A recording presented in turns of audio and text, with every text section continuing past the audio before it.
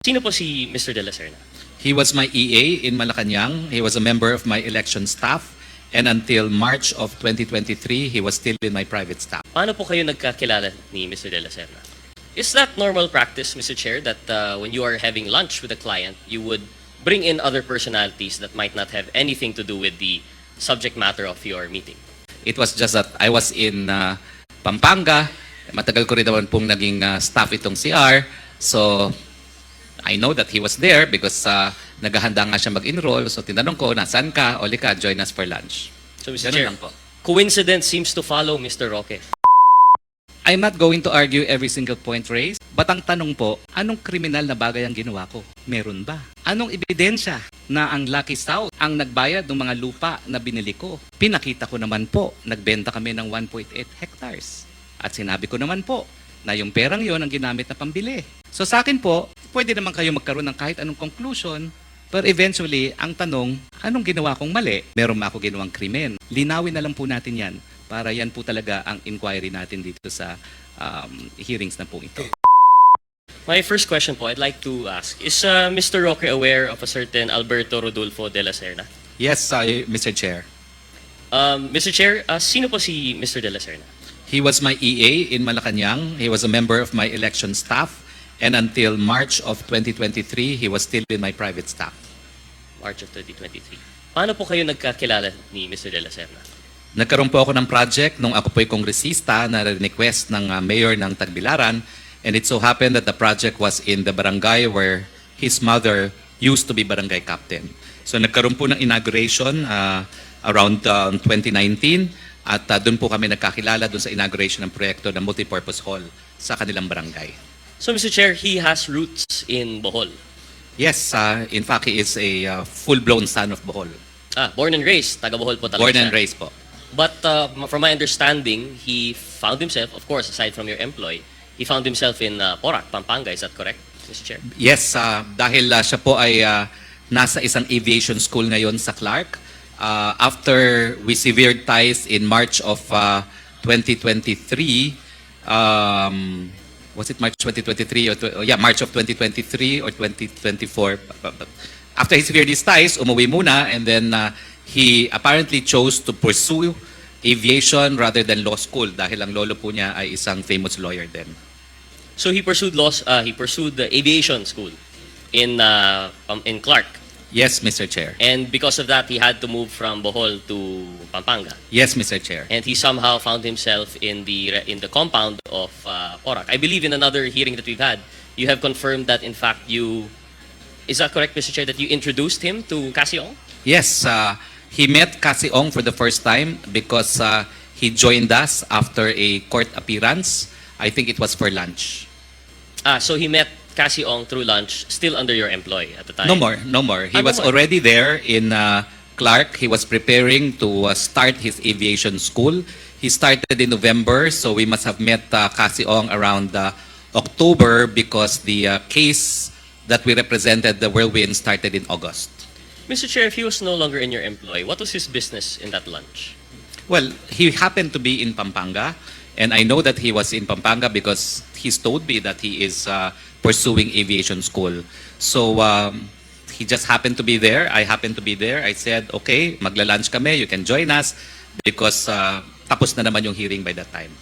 And Mr. Chair, the lunch with Casiong was in relation to your function as lawyer for, as you say, Whirlwind. Yes, it was for the ejectment case of Whirlwind. Is that normal practice, Mr. Chair, that when you are having lunch with a client, you would bring in other personalities that might not have anything to do with the subject matter of your meeting? Pinagbibigay alam naman po, no? And of course, I asked if my former staff could join us for lunch, and sabi naman ni Cassie, no problem. Okay. This has nothing to do with the fact also that, at that time, he was not yet living in Porac? No, he was not. He was, in fact, in the process of looking for a place to stay in Pampanga. And Mr. Chair, was that how he was able to find a place to stay with Casiong? Through Yes, Mr. Chair, because after I had left, they continued talking, and Mr. De La Serna inquired that he was in fact looking for a place to stay na sana malapit sa aviation school, and he was informed by Cassie that meron silang mga accommodations. Mr. Chair, and you were present during that conversation? Nakaalis na po ako noon. Nakaalis na. Nakaalis na po ako noon. And how did you come to know that they came into that arrangement of sorts? Sinabi naman po sa akin later on ni R, nagpaalam din siya. Ang sabi ko lang is, meron lang tayong temporary respite dahil na-withdraw, na-recall yung writ of execution, pero suntok sa buwan yung kaso, so prepare to look for more permanent living arrangement dahil it's a 40% chance of victory na baka mapaalis nga sila doon sa lugar na yon. And prior to, sabi po ninyo, no, nakaalis na po kayo when they discussed the terms of arrangement ng residence niya sa Porac, if ever. Were you aware of his intention to ask Ms. Cassie Ong for residence? Hindi po. Hindi ko po alam naman na naghahanapan niya ng residence itong si Cassie Ong. Nag-small talk lang po sila after I had left and lumabas nga po na naghahanap siya. Nagpapatulong siya na magpahanap ng matitiran. Did you not find it strange, Mr. Chair, that he chose residence in Porac, which is 50 or so minutes away from Clark? Hindi ko po alam kung gano'ng karayo talaga yung Porac sa Clark, no? Basta lahat naman po yan siguro malapit. So I did not find it strange. Ang warning ko lang is there's a temporary respite. Baka mapaalis yan. So humanap ka ng permanent na matitiran mo. So, Mr. Chair, it would appear that this would be the second time that Mr. Attorney Roque has facilitated a meeting of which he claims he has no interest in. The first, I believe, would be the supposed meeting between Cassandra Ong and Chairman Altenco. Would you say that's a fair statement, Mr. Chair? I arranged that meeting, but ito naman po, it was just a casual meeting. There was no particular purpose involved. It was just that I was in Pampanga. Matagal ko rin naman pong naging staff itong CR. So, I know that he was there because naghahanda nga siya mag-enroll. So, tinanong ko, nasaan ka? O lika, join us for lunch. So, Mr. Ganun Chair, lang po. coincidence seems to follow Mr. Roque. Mr. Chair, may I ask, the residence of the Mr. De La Serna, this is the same residence that was raided during the POAC raid sa Poro. Isa po doon sa mga buildings, pero ang explanation po niya is hiwalay po yung tirahan doon sa lugar kung saan naroroon ang negosyo. So he was living doon sa area na puro living quarters lang po. But it is within the compound, Mr. Chair. Actually, hiwalay po siya eh. May dalawang gate eh. Isang gate papunta doon sa residence, isang gate papunta doon sa where the business is conducted. So, hindi ka makakapasok doon sa gate na where the business is conducted kung ikaw ay nandun lang sa accommodations. It is not where the business is conducted. However, business documents were yielded from that raid. Is that correct, Mr. Chair? Wala pong business document as far as Pogo is concerned dun sa raid na yon. Hindi ko po alam kung ano talaga ang nakuhang raid because I'm not involved in the motion to quash as far as Lucky South is concerned. No? But Mr. Chair, I believe in another hearing that we've had, you claimed that the documents that were yielded from his residence in relation to you were from that residence, Mr. Chair. I believe they were bank documents and appointment papers? Yes, these documents were personal documents to Mr. De La Serna. They had nothing to do with Pogo. But they are not related to Pogo, but they are business documents, Mr. Chair. They are official.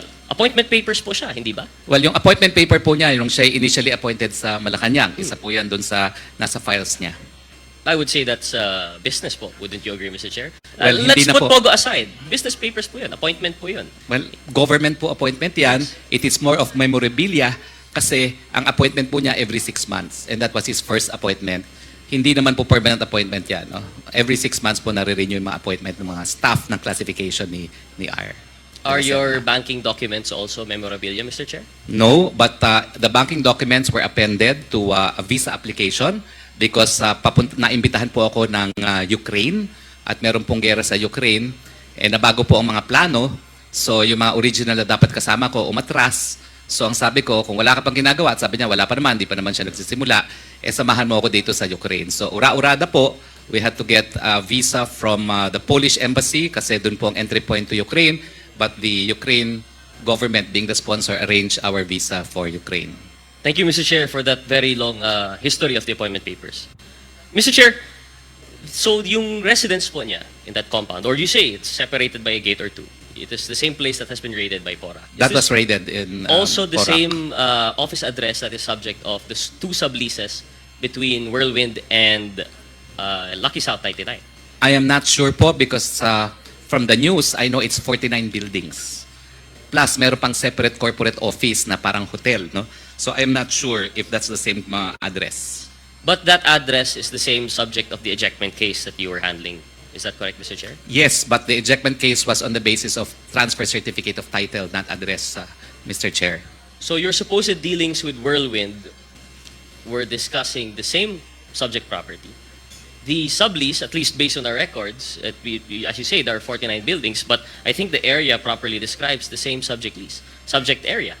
And this is also the place where Mr. De La Serna's residence was and where the raid yielded documents related to you, Mr. Chair. Yes, Mr. Chair, it's a 10-hectare property which consists of 49 buildings in addition to what used to be hotels, I believe, being used as offices, not just by Whirlwind but also by the lot owners, the crews. Mr. Chair, akala ko po sabi po ninyo na di nyo alam kung kasama po ito sa Alin subject po? ng sublease, that particular building.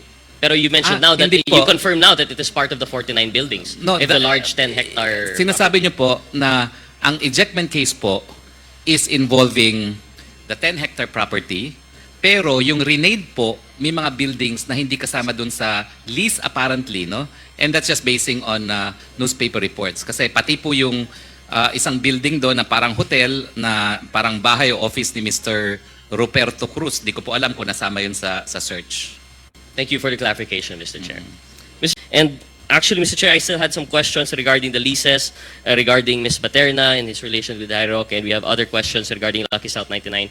But seeing as we have been now at this hearing for 7 hours, I think I would like to yield to the other interpellators in the hall. Thank you very much, Mr. Chair. Thank you, Attorney Roque, for the indulgence. Mr. Thank Chair, you, Congressman Gutierrez.